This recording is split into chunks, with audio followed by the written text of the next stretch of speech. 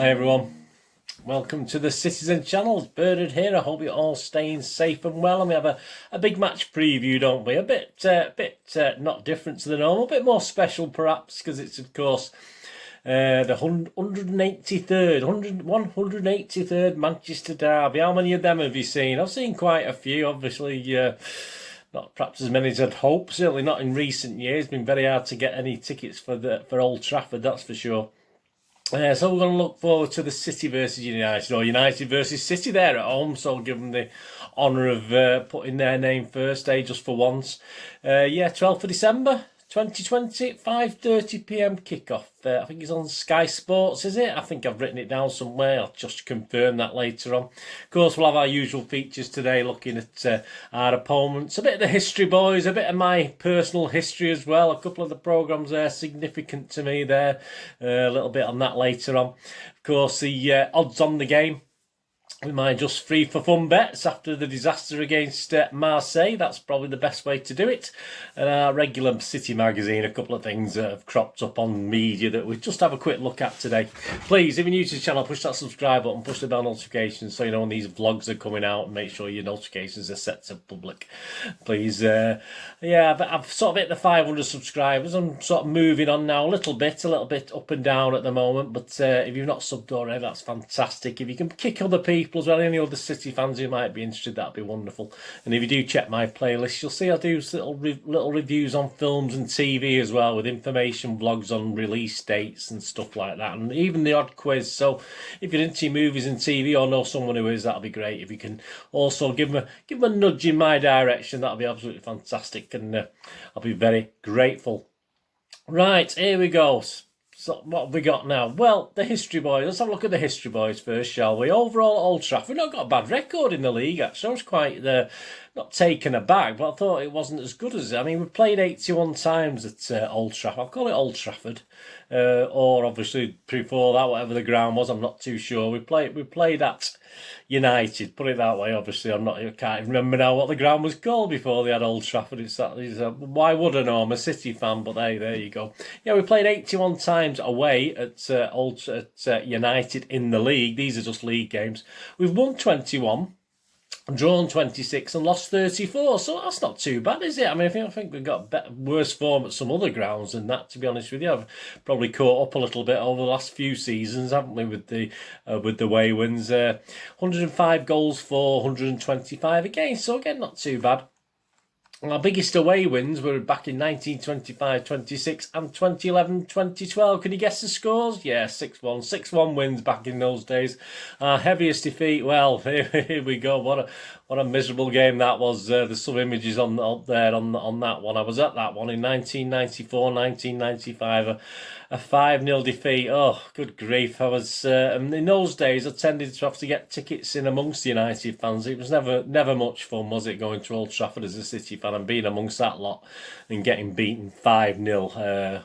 One of the most miserable. I mean, I've had a few miserable nights at Old Trafford, I'll be honest with you, on and off the pitch. But that was one of the worst ever 5-0 defeat at Old Trafford in 1994-95.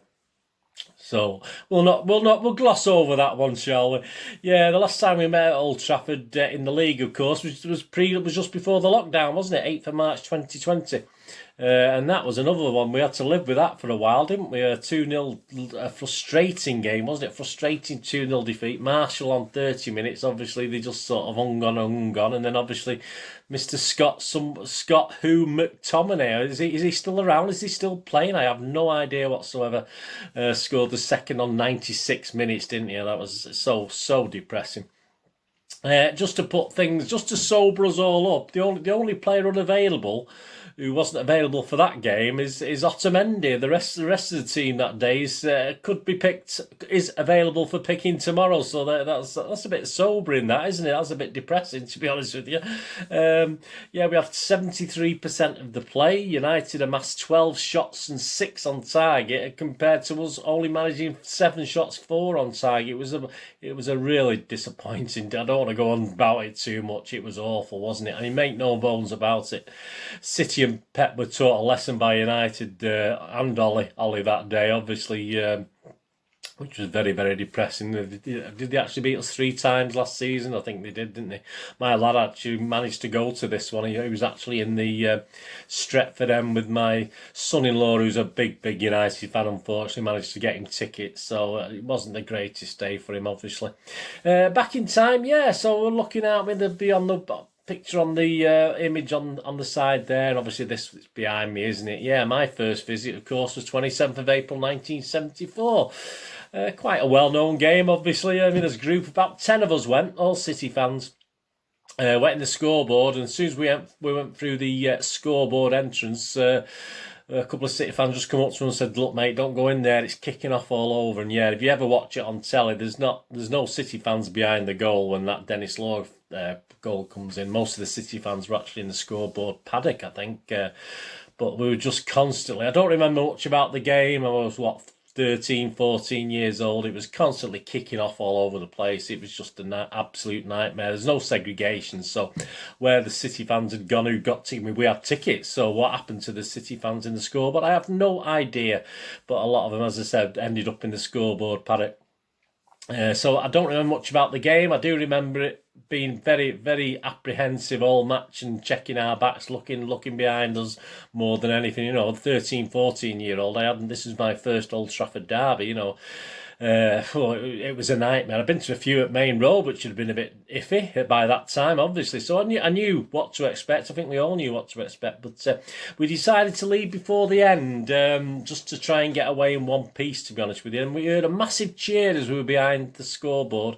And as I said, there's a lot of City fans in there, but obviously they weren't actually in the scoreboard end itself. And there's a massive cheer. We thought United had scored, and they're actually obviously out and around the ground. There's obviously United fans looking for trouble all over the place, and obviously that distracted them a little bit because we heard that we'd scored. So there you go. So we'd actually left the ground by the time the pitch invasion started. And of course, we'd walked right down that main road down to get the 22 bus down Stretford, near the Stretford Arndale there. Me and all 10 of us sort of had a stroll down. I did cheer because we thought we'd scored and won the game 1-0, but obviously it was only on the bus, on the 22 bus home, that someone's listened to a radio. Someone said the game had been called off and there'd been a pitch invasion. We had no idea whatsoever. We were just really glad to get home in one piece, to be honest with you. I mean, yeah, after many visits after that of varying personal risk, increasing level of despondency on the pitch, because we weren't doing that well when I was going to watch City at Old Trafford, unfortunately. I do remember 2 more visits with fondness. One of them was a Mike Duxbury testimonial on the 13th of August 89, where I took my eldest 2 children to that one in the family stand with a United following friend. We went into the family stand. Sat behind thousands of City fans in the scoreboard that day. We were in the family stand. A 2-0 win. Gleghorn and Oldfield won that day, despite it being a testimonial. It meant a lot, and it's interesting enough. Paul Lake mentioned it in his autobiography. He actually wrote in his biography, "It may only have been a close season friendly, but it was still a highly unexpected victory, which had given us a welcome shot in the arm. United's star-spangled side, led by Alex Fergus, has been well below par that afternoon. Laboured and lethargic, they just couldn't match our work rate and were nowhere near their usual competitive selves. United's cause wasn't helped by the fact that 3 or 4 of their players seemed to be nursing monumental hangovers, their every move accompanied by a potent whiff of stale beer. We were chuffed to bits to get one over United at Old Trafford. It helped to rekindle a certain derby winning mentality, which was nice, considered that the first team hadn't won there since 1981. Yeah, I remember absolute joy, obviously, after that win, even though it was a friendly game, and the City fans were amazing that day. If you were there, let me know. But yeah, fantastic day. And the second one was another one, 7th of April 1992. Not quite as exciting. It was a 1-1 draw, but obviously it was Mr. Keith Curle, and we did only have 10 men at the time. Apparently Ferguson accused Neil Poynton of trying to maim Ryan Giggs, obviously his young starlet. So yeah, but that was the first game that my son went to Old Trafford with me, and that was the first time we went to Old Trafford together. And actually we were stood in the Stretford end paddock for that one with the 200 or 300 other City fans who'd actually got tickets for there. There was sky blue balloons going over the Stretford end. It was actually the last year of the Stretford end. It was of standing in the Stretford end, I think, as well. So yeah, there was blue balloons going over the Stretford end, and obviously the City fans in this little paddock were singing all game and taunting the United fans, especially when we equalised, when Curley got that equaliser, and that was a good night. And my lad was a little bit nervous. He was sat on the fence right at the front, but I kept my eye on him. I sort of moved back a little bit and just kept my eye on him. He was fine.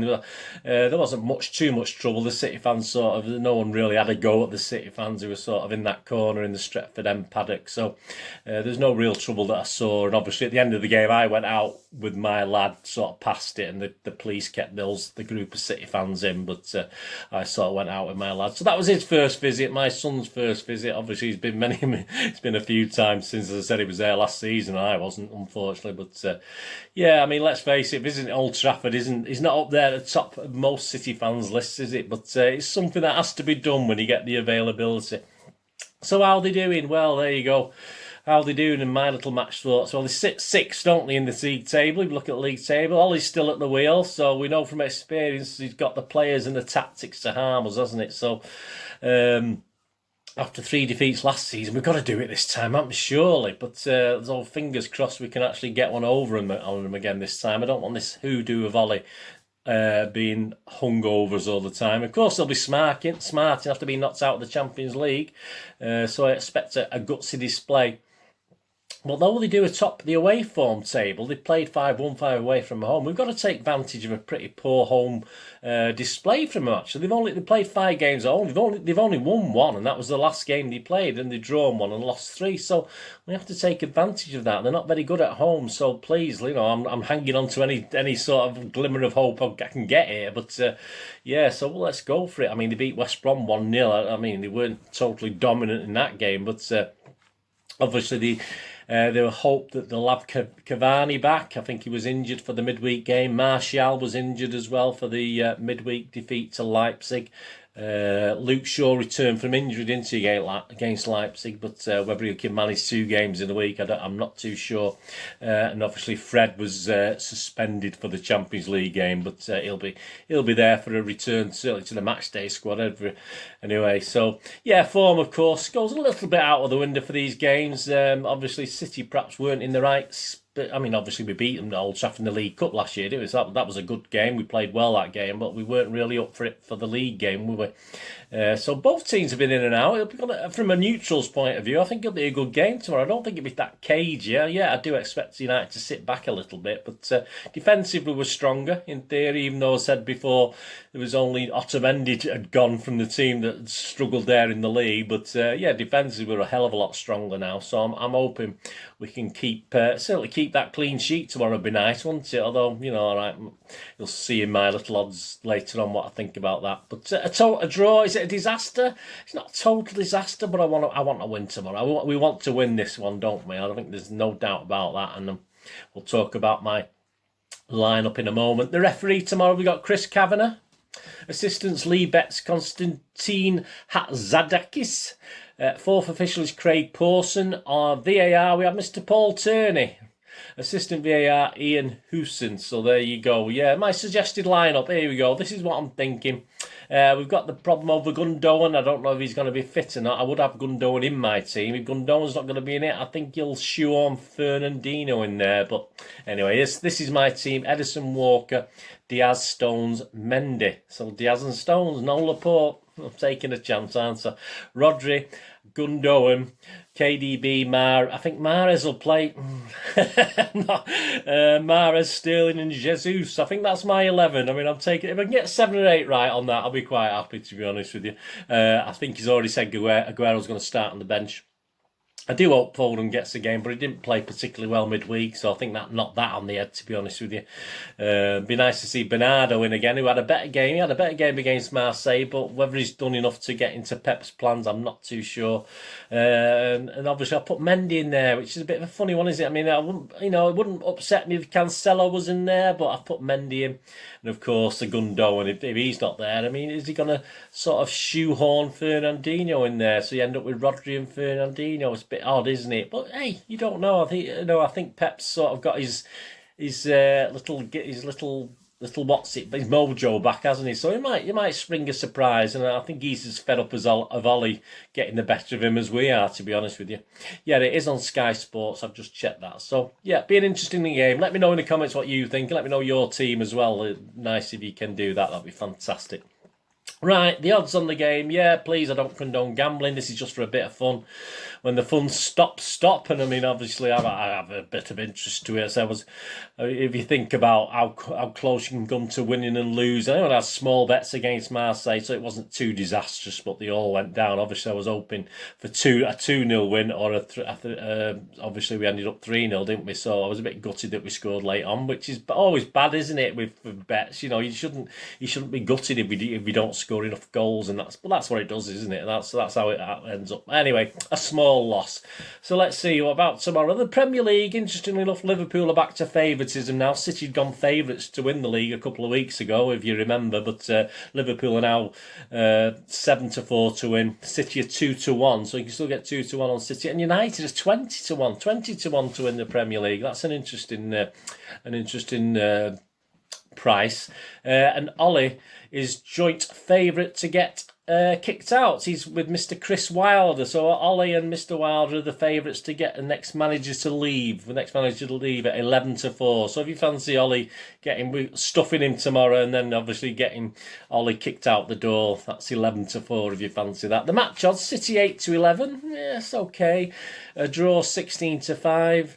And United win 10-3. If you do fancy United to win, that's not bad, is it? First goal scorer got Jesus and Sterling at 9-2. Mahrez at 6-1 and KDB at 13-2. I think KDB is a good price. I mean, United, you got Cavani and Bruno at 15-2, Rashford at 17-2, and Martial at 9-1. So they're, I mean, if United, you want to lump on them, they're not bad little prices, are they? I mean, I wouldn't be surprised if United score, but I say at worst, if United take the lead, I hope we'll get at least a draw. Correct scores, well, for the draws, 1-1 is 15-2, 0-0, 2-2 is 14-1, and a 3-3, if you fancy a 3-3, we've had a few of them over the years. That's 50-1 for a 3-3. A City win 2-1 is 8-1. So I'm going to put a point on that. I'm going to have a go on City to win 2-1. 1-0 is 9-1, 2-0 is 9-1, and 3-1 is 14-1. It's a nice safe score, isn't it? I'll go on 3-1. I'll have a point on that as well. 3-0 is 16-1.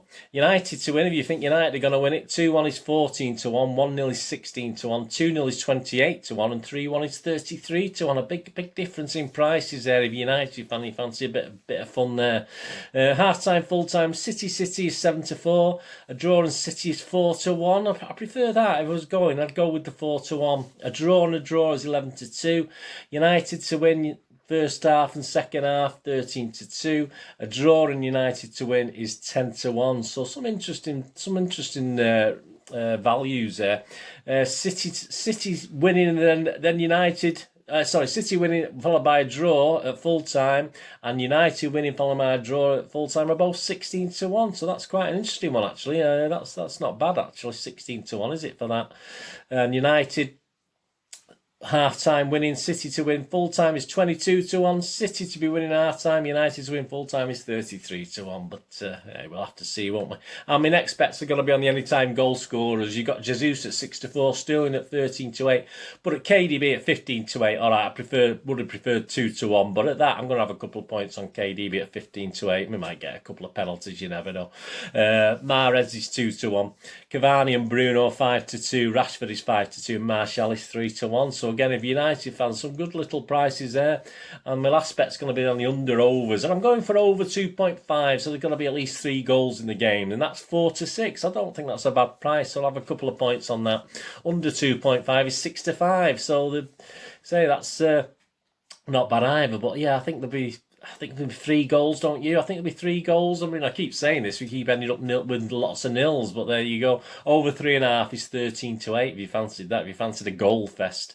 Just before we go off the odds, the margin, yes, City to win by 1 goal is 11-4. City to win by 2 goals is 9-2. So they're not bad prices. That'll be all right. We can win by 2 goals at 3-1, 9-2. That's not bad, is it? United to win by 1 goal is 11-2. Again, for United fans, a good price. And by 2 goals, 14-1. I mean, there's not enough there to put United fans off having a bet tomorrow, to be honest with you, based on what we've seen recently. Right, so there's my odds, there's my little thing. Let me know if you're having a little flutter what you're doing tomorrow. And finally, just our little City magazine feature. Yeah, it's great to see Taylor Howard-Bellis, obviously a proper fan. He's a proper, I like these guys. We love these guys who support the club and play for the club. I mean, it's what we'd all dream of doing, isn't it? We'd all dream of wearing the shirt and playing for our club. Some are born to it, so some actually join and sort of inherit it, don't they? But that's what we'd all want. And obviously 2024 is staying too. And hopefully, Pep will give him and a couple of the other young lads some opportunities, although I'm not going to hold my breath on that one. United, I don't go on the United Liverpool banter page. I couldn't think of anything more depressing or horrible to do, but it was an interesting picture that came from it that's up on screen. It's quite funny. I mean, we've got to have a bit of banter, haven't we? It's a derby at the end of the day, but obviously that was quite funny about the Thursdays coming, etc. So I thought I'd share that with you. You may have seen it anyway, but I must say, can you think of anything worse than going on the United? I mean, it'd be bad enough a City Liverpool banter page, wouldn't it? Never, imagine the United Liverpool. I bet people are thrown off it left, right, and centre. To be honest with you, I couldn't think of anything worse. And if you're worried about Christmas, a bit of Christmas shopping to the City fan in your life, and of course, one of my key guys at the Gingerwig. He's got his Knutsford Christmas markets on. Obviously, I think he cancelled one last week somewhere, but on Saturday the 13th and 14th of December, 11 a.m. to 4 p.m. So obviously, this is, as you're watching this, obviously, if it's before the game, obviously, you can get down there before the match. It's a car park behind Waitrose on Princess Street. So if you want to get some Manchester City themed gifts, and the fantastic stuff, I always give him a mention, some great stuff he has on there. That's on Saturday and Sunday. 11 from 11 a.m. to 4 p.m. Knutsford Christmas Market behind Waitrose on Princess Street. I have no idea where that is. I've been to Knutsford, but I can't think where that is. At City Extra just quoted Pep on Phil Foden. They said Pep said he's so good now in the moment. I see him play up front for the dynamic sense of goal and the pressure. I'm pretty sure with the age and years, when he's 24, 25, he'll be able to play more in defensive positions. Interesting comment that. I mean, I'm just thinking, obviously, we all wonder why he doesn't play as often, and perhaps he's not doing as much defensively, or I know he can come back and get fouled, cause fouls, etc. But is that why he's perhaps not playing him, as he doesn't think he does enough defensively for us? Interesting, isn't it? I mean, would he have asked Messi to do loads of things defensively? All right, he's not. I'm not saying he is Messi, but is he expecting a bit more from Mr. Foden? I mean, that's unusual, isn't it? He's not just giving him free rein to play in that attacking midfield option. So that was an interesting statement, I thought. It says a lot about how Pep, I think, is playing Foden. What do you think on that? I mean, obviously, I think that was quite interesting what he said, but I think he just proves he doesn't think he's the overall package to rely on him at the moment. I mean, he doesn't ask KDB to play defensively, does he? I mean, I know again Foden's not KDB, but he has his own. Foden's Foden, isn't he? Let's be honest about it. Foden's has his own style. It's just a weird thing to say. I'm not 100% sure whether I'm happy with that statement, to be honest with you. But hey, there you go. What do you think anyway? Yeah, potential last 16 opponents, of course, we've got with the Champions League. We're going to be away first and at home second because we won the group. So we could have Atletico Madrid, Borussia Mönchengladbach, Atalanta, interesting one, Sevilla, Lazio, Barcelona, of course, RB Leipzig. I mean, I don't particularly worry about any of those, to be honest with you. But again, it just depends which head Pep's puts on, doesn't it? If he puts his let City do it and let the others worry about us head on, we'll be all right, won't we? But interesting potential lineups there, isn't there? And before we go, of course, if you tune into the We're Not Really Here, the City thing, which I said is okay. It's a bit. I don't like, I don't like the follow. There's not much after the game. It's mainly before the game, and it's very toe the line. I think Mr. Esteemed Company goes on there now, doesn't he, Stephen, whatever he's called. Well, I think it's too much. I'd be a bit. I think I'll be a bit more say what I think, but I do think they tend to toe the line because it's City. But there you go. So anyway, tomorrow they've got Gareth Barry in the studio, Michael Brown and Sean Goulter as the week's guest. So if you do like that, as I say, it's not my sort of thing. I like constructive criticism. Let's put it that way. I like that element of it, and we don't always get it on that programme because of how it's connected. So anyway, that's Gareth Barry, Michael Brown and Sean Goulter. Anyway, if you're listening to that tomorrow. Anyway, thanks for joining me. I'll be back, of course, on Sunday with a match review of this, and let's hope, fingers crossed, it's a good one, eh? Please check out my recent City stuff, obviously including That Was the Week That Was, that actually will be coming out very, very soon for the Fulham and Marseille game. So as I'm doing this, I'm going to record it after this and probably put it out, obviously, just as after this goes out as well. So keep your eyes open for that. There's loads of other City stuff on there, and of course, film stuff, as I said.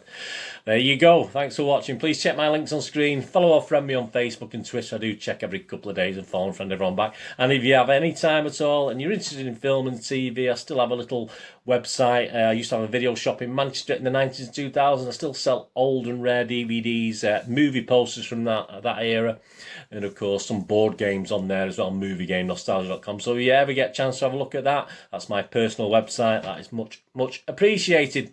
Anyway, thanks for joining me today, Blues. Whatever you're going to do the rest of the day, have a great one. Look after yourselves, look after your friends, look after your families. More importantly, let's all look after each other until we meet again here on the Citizen channel, probably Sunday or before then if you watch one of my other playlists, or perhaps over on the Movie and TV. If you flit over to the Movie and TV channel, it'd be fantastic. All I can ask is please stay safe, Blues. Come on, City, we can do it. Let's get this done. Stay safe, Blues. They're the same. Goodbye for now.